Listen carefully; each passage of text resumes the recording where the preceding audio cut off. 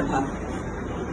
मैं Shrimati Satya Kaushik naval public विद्यालय से 38.5 साल नौकरी करके हिंदी अध्यापिका के रूप में अपना कार्य मैंने किया। आज हिंदी दिवस है। आप सबको हिंदी दिवस की हार्दिक शुभकामनाएं। तो मुझे पता लगा इस कार्यक्रम का आयोजन किया जा रहा है, तो मुझे बहुत अच्छा लगा कि आज भी हिंदी को बढ़ावा देने के लिए हमारा प्रयास अत्यंत ही आवश्यक है। हिंदी हमारी राष्ट्रभाषा है, यह तो सभी जानते हैं, लेकिन मानते नहीं हैं। मेरा इससे मतलब यह है कि ज्यादा से ज्यादा लोग हिंदी भाषा का उपयोग करें, प्रयोग करें, ऐसा नहीं हो रहा है। कुछ हिंदी बोलने में अपने आप को शर्म महसूस करते हैं या कुछ ऐसा सोचते हैं जैसे हम अगर अंग्रेजी बोलेंगे तो ज्यादा सभ्य कहलाएंगे या कुछ फैशनेबल समझेंगे अपने आप को। लेकिन मेरा मानना ये है कि सभ्यता तो हमारे आचार, हमारे व्यवहार और आचरण से आती है।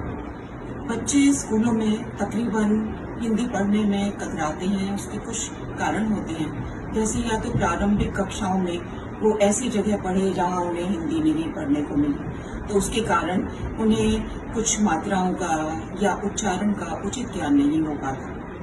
तो फिर दूसरी जगह जाकर वो अपने आप को दूसरे बच्चों के साथ कुछ शर्मिंदगी से महसूस करते हैं।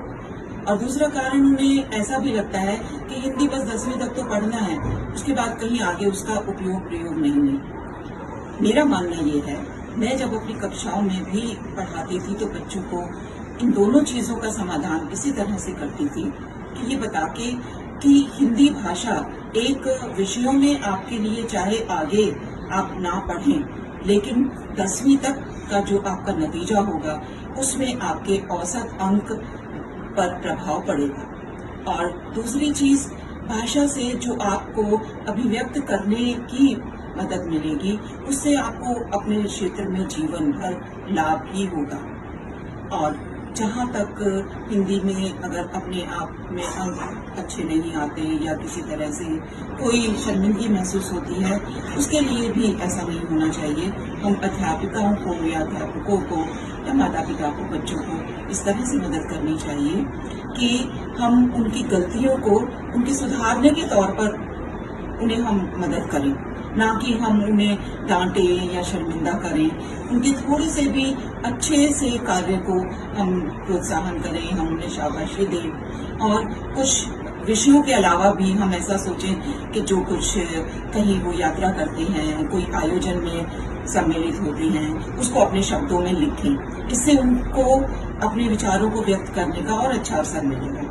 और घर जाकर भी अपने विद्यालय में अपने दोस्तों के साथ विभिन्न प्रकार के अनुभवों को लिखकर और सुनाकर अपने माता पिता को बताएं। इससे उनमें आत्मनिर्भरता आएगी और हिंदी विषय के प्रति भी उनमें रुचि बढ़ेगी।